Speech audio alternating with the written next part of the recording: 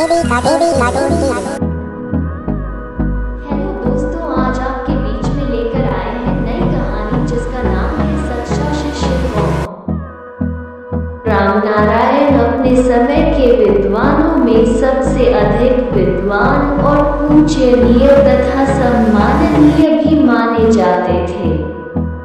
कंचनपुर के बाहर ही जंगल में उन्होंने अपना आश्रम बनाया हुआ था, जिसमें दूर दूर से विद्यार्थी पढ़ने आते थे। पंडित जी के आश्रम में किसी प्रकार का भेदभाव या ऊंच नीच नहीं बरती जाती थी। चाहे राजा का बेटा हो या रंग का, सभी को समान रूप से शिक्षा दीक्षा दी जाती थी। पंडित जी के एक ही पुत्री थी जो तेजी से युवावस्था की ओर बढ़ रही थी। पंडित जी चाहते थे कि जल्दी से जल्दी योग्य वर ढूंढकर उसकी शादी कर दे और इस कर्ज से मुक्त हो। उनकी बेटी थी भी बड़ी सुशील और बुद्धिमान।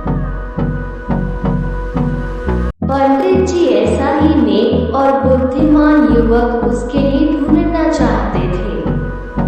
एक दिन पंडित रामनारायण के मन में विचार आया कि क्यों न मैं अपने सभी शिष्यों की परीक्षा लूं।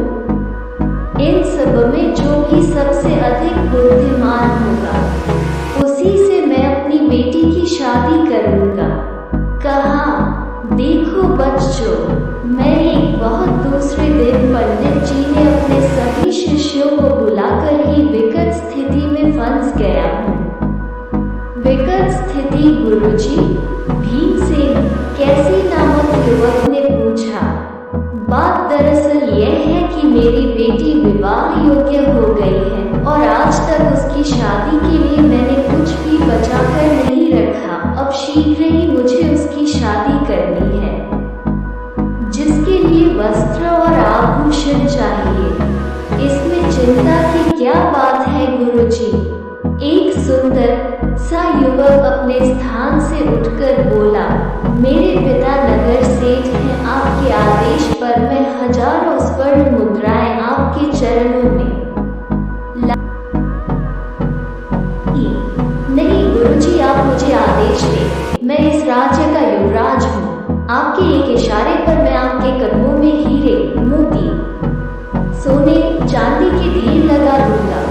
इसी प्रकार बहुत से युवकों ने अपनी सामर्थ्य के अनुसार धन देने की पेशकश की, किंतु पंडित जी ने किसी का प्रस्ताव स्वीकार नहीं किया और बोले, नहीं नहीं, इस प्रकार तो मेरा सारा मान सम्मान धूल में मिल जाएगा। लोग कहेंगे कि पंडित रामनारायण ने भिक्षा लेकर बेटी के हाथ पीले किए हैं। फिर आप ही कोई रास्ता सुझाए गुरुजी, इस समस्या का समाधान कैसे हो? युवराज वीर सिंह ने कहा, देखो शिष्यों, हमें कोई ऐसा रास्ता तलाशना है कि सांप भी मर जाए और लाठी भी न टूटे। तुम सभी थोड़ा थोड़ा सामान जहां तहां से चोरी करके लाओ, मगर एक बात का ध्यान रहे कि इस चोरी का किसी को पता नहीं चलना चाहिए। अगर दाएं हाथ से चोरी करो तो बाएं हाथ को पता न चले कि क्या चुराया गया है। यह चोरी एकदम गुप्त होनी चाहिए। इस प्रकार तुम्हारे गुरु की लाज बच सकती है। आप चिंता न करें गुरुदेव। सभी शिष्यों ने एक साथ कहा, ऐसा ही होगा।